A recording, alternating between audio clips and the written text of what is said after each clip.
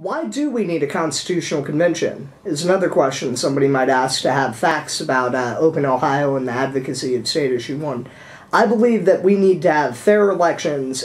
At the statewide level, we have a reapportionment board which gerrymanders the districts to give a certain party, the Republican Party, a anti-democratic edge in elections by redrawing the reapportionment board. This is not to state that the Democrats would not do that if they were in power. The reapportionment board is controlled by the governor, the state auditor, and the secretary of state. It was rewritten last year, and there's two other members, but I believe those are guaranteed to be Republican and Democrat, so it's really the other three offices. On the local level in Columbus, Columbus City Council recently passed an issue called Issue 12, which made it so that they can meet in private to discuss who they're going to go into appoint to become city council people. So essentially it's made it a Democratic Party machine where there's no competitive elections.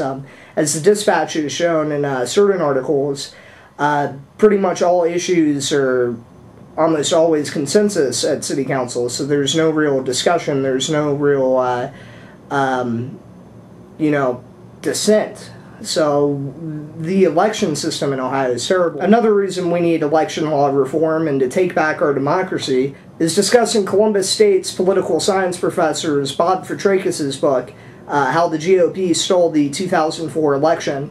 Now, in his book, he talks about how former Secretary of State Ken Blackwell did many things that call into question the legitimacy of the 2004 presidential election in Ohio, and all of those issues have barely been addressed. We need to address them, and we need to make sure that the right to vote is the most protected part of our Constitution, and currently we are failing on the state and local as well as federal level now.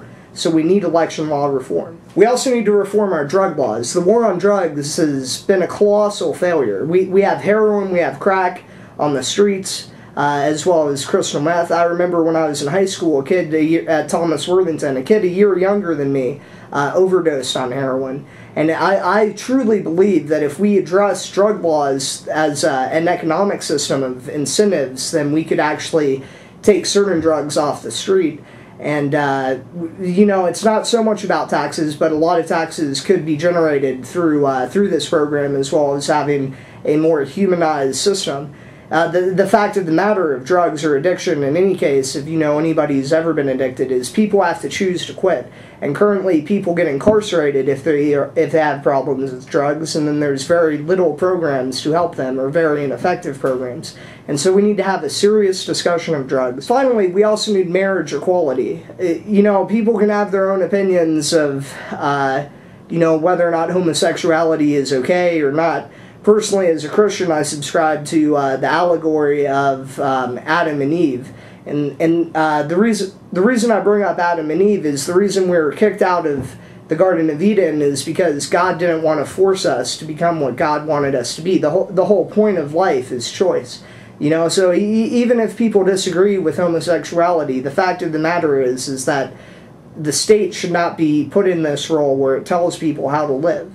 And so what is the government doing on drug law reform? What is the General Assembly what is the General Assembly doing on drug law reform and fixing our election systems, if not supporting this election fraud on every level, as well as for marriage equality? It's all a big joke. Nothing's changing, because what it takes for stuff to change is it takes money.